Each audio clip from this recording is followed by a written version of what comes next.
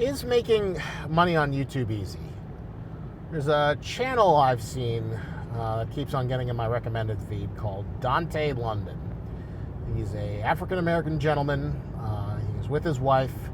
And he's talking about his explosive growth on YouTube through his easy-to-make vlog series. And each one has a shocked reaction. There's like a some sort of like price amount, talking about how much money he's made. And I don't think he's 100% lying, but I do think that getting stuck in that kind of trap is a little bit deceptive. So this channel is new, and I doubt anyone's going to see this. But I have managed several other channels before that have been monetized. One's monetized, another one's working on it. And it's not easy to get views. Sometimes it'll work. Sometimes you can like manage it. And there is some truth that YouTube is pushing out smaller creators, more so than it ever has before. There is this sort of inverse about the Mr. Beastification of YouTube, that people are kind of sick of the jump cuts. They're sick of the long videos. They're sick of, I just did an extreme stunt. Whoa! And there is a little bit of a rise of authentic content. And if you can get that to work, then, oh my God, you've got, yourself made for life. Like, there was this one guy who was kind of like a more successful example. He's like this guy who's like 20 years old, and he, runs a trucking business, and he's got like 1 million subscribers, and he just kind of does day-to-day life of how he lives a truck. And, he makes enough money that he probably doesn't have to like be a trucker, but, that's his content. So he still does it. And that to me is like a little bit more of a realistic story, because the thing that all the videos keep on saying is like, oh, YouTube's in easy mode, and it's kind of extremely repetitive content. But now the content of Dontay London is how much are we going to get from this viral success? How much more money are we going to get? What number are you going to put in the thumbnail that's going to get me curious? Because I want to follow this. I want to show my benign story that's easy to produce. But the fundamental fact is that like producing good YouTube content is not easy. You need an editing software. The previous channel, my main channel, has extra points if you can find it. I'm going to try and keep it anonymous here, faceless. Oh yeah, faceless YouTube video.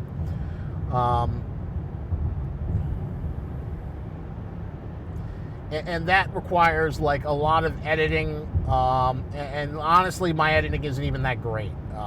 It's just like assembling B-roll clips, matching it to the voiceover. Maybe occasionally I'll do like a little bit more of a transition or try and throw in something impressive, but the really good editors are always like a motion graphic every 5 goddamn seconds. And it looks good. It gives an impression of like more of a documentary, more of a professional feel. But either you got to spend a lot of time investing on creating those assets, or you can pay someone. And to pay someone good, that's easily like $400, $500 for like a 10-15 minute video on the low end, and it can usually be thousands of dollars on the higher end. But if you have a long enough video and you have enough ad breaks, you can justify that cost, which means that, like, from an economic standpoint, being low effort like this vlog here, this shitty little vlog, is kind of like, your better bet. Which is why I'm trying it. This might be a waste of time, but, maybe people will actually like me driving on the back roads of New Jersey. But, it kind of reaches... because you get burned out when you're just doing it all on your own and you don't see results. So there's a second channel I'm trying to use the principles of YouTube automation. And it's actually worked better than you'd expect, but it hasn't made me any goddamn money. Just because, the videos are not great. But when the more time and effort you put into something, when it doesn't do well, that's when you kind of get emotionally burned out, because the only solution is do better work faster, do it more, do it quicker, make a better video, make it faster. And that's the cycle that burns and you out. But you can eventually break through it, but it's just the only way to do it is to smash your head figuratively against a brick wall until either the brick wall caves or your head does. It's one or the other.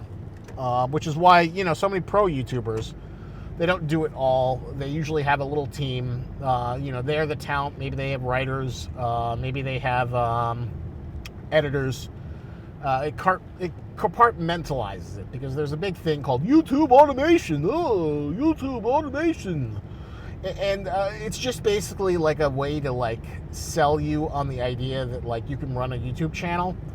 But basically it should be called YouTube producer course. How do you pick a niche? How do you get videos up on it? How do you capitalize on something that has traffic on it to make a quick buck?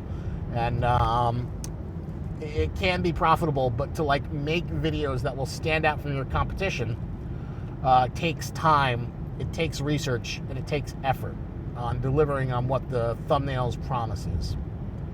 And if you can't do that, even in this video, I don't know, I got a little external mic. I tried it before. I did not sound as good as I'd like, but this is what we're going to be working with for the time being. And yeah, I have no idea if this is going to work. I want to talk about a various bunch of topics. I want to drive. I have 40 minutes every day driving to work and driving home to work. And, this would be a great thing to work. That's the fantasy that Dontay London is selling. But I don't know if that's actually going to have anything happen. But it's a fantasy I guess I'm bought it into, at least trying, because it doesn't cost anything. But it's tiring.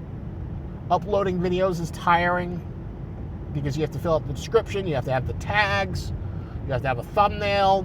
There's a lot of prep work that goes into uploading a video. Ideation is tiring.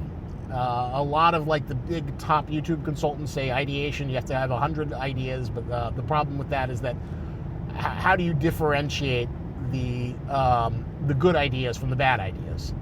And honestly, unless you're working with someone who has a proven track record, anyone else's advice is kind of worthless.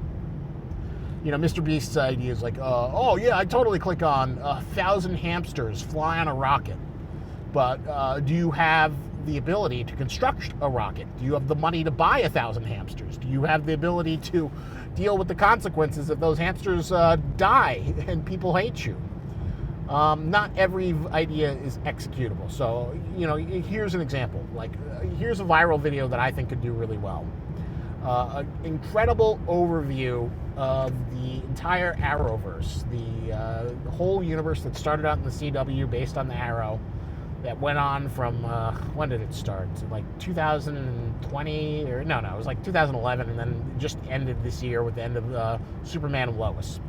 If you made a video just talking about every one of those goddamn shows, did an episode recap, did a production history, and you made a 9-hour video retrospective just detailing this entire thing, I think that would do really well.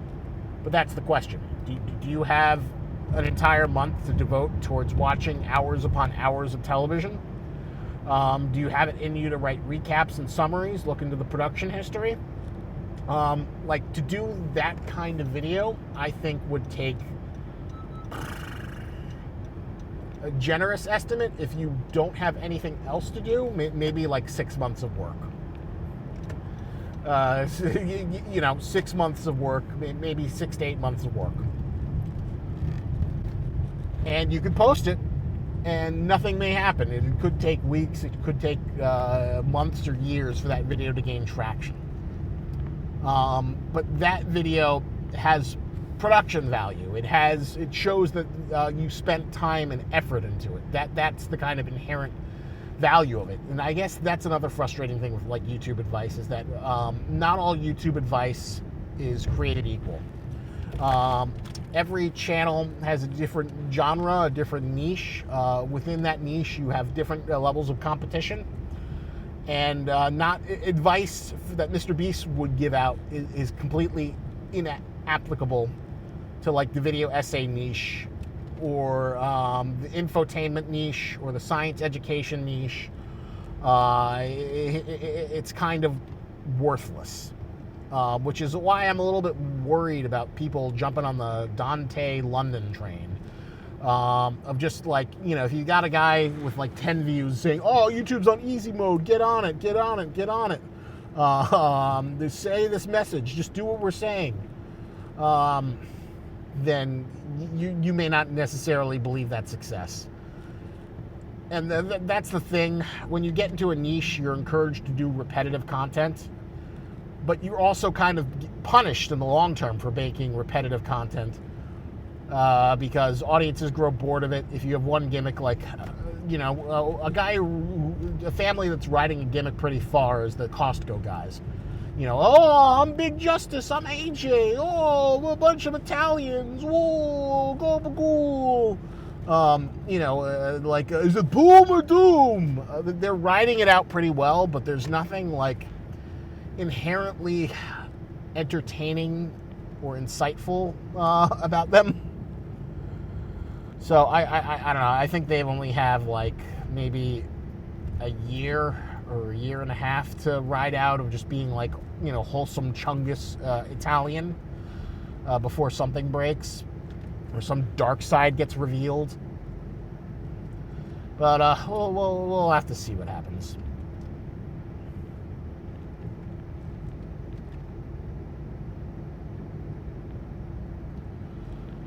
But it's not easy. It's a lot of iteration. Like, this is my gimmick. Is like, is someone gonna like want to see me just like talk and like find the gimmick of me driving somehow soothing, and the topics I'm talking about interesting enough? I don't know. I'm gonna go home and make a channel, and we'll see what happens. Maybe some people can get it to work. Some people can just have shitty thumbnails and they just have a good enough title. They put in no effort and it just bam. A great example of kind of like a low effort content creator is like Moist Critical, who's like kind of in the commentary genre. He puts like very little production value in most of his video. He just kind of has the deadpan thing, and he just, talks about things in a very hyperbolic but deadpan voice. Oh, Moist Critical, this is a wholesome Chungus, big ass slurping, blah, blah, blah, blah. And it works. He gets millions of videos for a hit. But even he says that, like, it was just luck. It was him getting discovered by Ray William Johnson that kind of like let him build his empire. But if you can make it as a content creator, it is a great, great piece of work if you can get like that gimmick of low effort content that just constantly rewards you. I think that's like fantastic. But when I get home, I know I'm going to upload this. I'm going to like be super pissed that the audio sucks.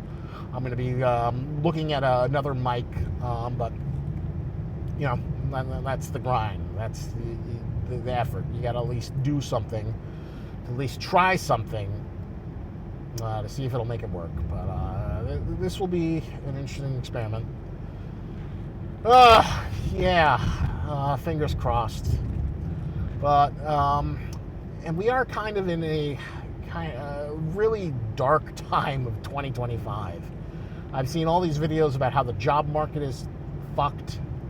I'm not a huge fan of the Trump presidency, and it seems like the honeymoon period is already coming to an end, as it's been revealed that he's kind of Elon's puppet. And it feels like, the only career is like, can you be a full-time content creator? Can you make it work? Can you show enough authenticity that's still algorithmically effective to actually get views? And we are entering a dystopian time where 40% or 30% of the population gets to have jobs, and then they spend their days keeping other people from getting jobs. As we are forced collectively to go through the awful hamster maze that is the current day hiring process, or you just become a self-employed content creator and you build your own empire. And if you don't, then you're just screwed forever and ever and ever, which is kind of a really depressing reality. Like, oh God, I just messed myself up so many times. I'll save those stories for another time, but I've had many a bag that has been fumbled through one reason or another, and it does not feel good to fumble those bags. It is super depressing. But for all the Dontay London fans, best of luck making your low-effort content. There is some truth that it is supposedly easier, but you got to be consistent. You got to make things, and you got to make interesting topics. That's what you got to do to appeal to the YouTube algorithm. That's what's got to happen. So, we'll see. If I'm lucky, maybe this video will get 5 views, but I'm going to record another one. But I hope you have a wonderful weekend, although it probably won't be the weekend when you see this. But wherever you are, stay safe, and I hope you enjoy this on your commute.